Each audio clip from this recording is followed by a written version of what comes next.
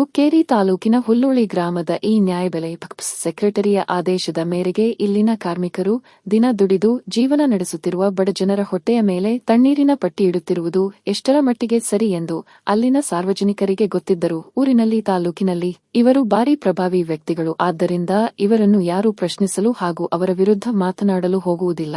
ಊರಿನ ಜನರು ನಮಗೆ ಕಡಿಮೆ ಅಕ್ಕಿ ಕೊಡಲು ಹೇಳಿದ್ದಾರೆ ಎಂದು ಹೇಳುತ್ತಾರೆ. ಇವರು ಇದನ್ನೇ ಬಂಡವಾಳ ಮಾಡಿಕೊಂಡು ಅಕ್ಕಿ ಲೂಟಿ ಮಾಡಿ ತಮ್ಮ ಜೇಬು ತುಂಬಿಸಿಕೊಳ್ಳಲು ಮುಂದಾಗಿದ್ದಾರೆ.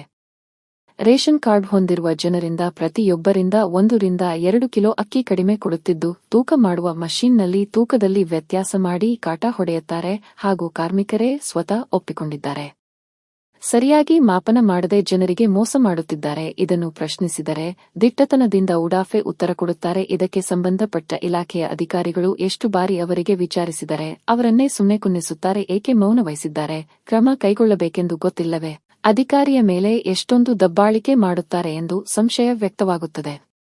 ಇಂತಹವರ ಬಗ್ಗೆ ಗಮನಹರಿಸಿ ಸೂಕ್ತವಾದ ಕಾನೂನು ಕ್ರಮವನ್ನು ಕೈಗೊಳ್ಳಬೇಕೆಂದು ನಮ್ಮ ಮಾಧ್ಯಮ ವತಿಯಿಂದ ಹಾಗೂ ಜನರ ಪರವಾಗಿ ಒತ್ತಾಯಿಸುತ್ತೇವೆ.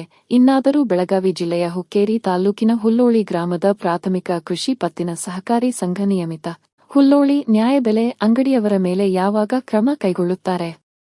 ಇವರು ಕೂಡ ಈ ಪ್ರಭಾವಿ ವ್ಯಕ್ತಿಗಳ ಗುಲಾಮರಾಗುತ್ತಾರೆಯೇ? ಏನು ಅಧಿಕಾರಿಗಳು ಅವರನ್ನು ಶಿಕ್ಷೆಗೆ ಒಳಪಡಿಸಿ ಕಾನೂನು ಕ್ರಮ ಜರುಗಿಸುತ್ತಾರೆ, ಏನೋ ಅವರನ್ನು ಗೌರವಿಸುತ್ತಾರೆಂದು ಜನರು ಕಾದು ನೋಡುತ್ತಿದ್ದಾರೆ. ಈ ಪರಿಸ್ಥಿತಿಯಲ್ಲಿ ಇದ್ದಾರೆ. ನೋಡೋಣ ಮುಂದೆ ಏನಾಗುತ್ತೆ. Thanks for watching. Read, discuss and debate with editor Dr. Yan Prashant Rao. Wanted reporters in print, digital and visual media for Bharat Vaibhav Daily Newspaper, BV News 5 Channel and BV Fast Web News from all the talukas of Karnataka, Goa and Maharashtra. If interested, send your resume to 9019229369.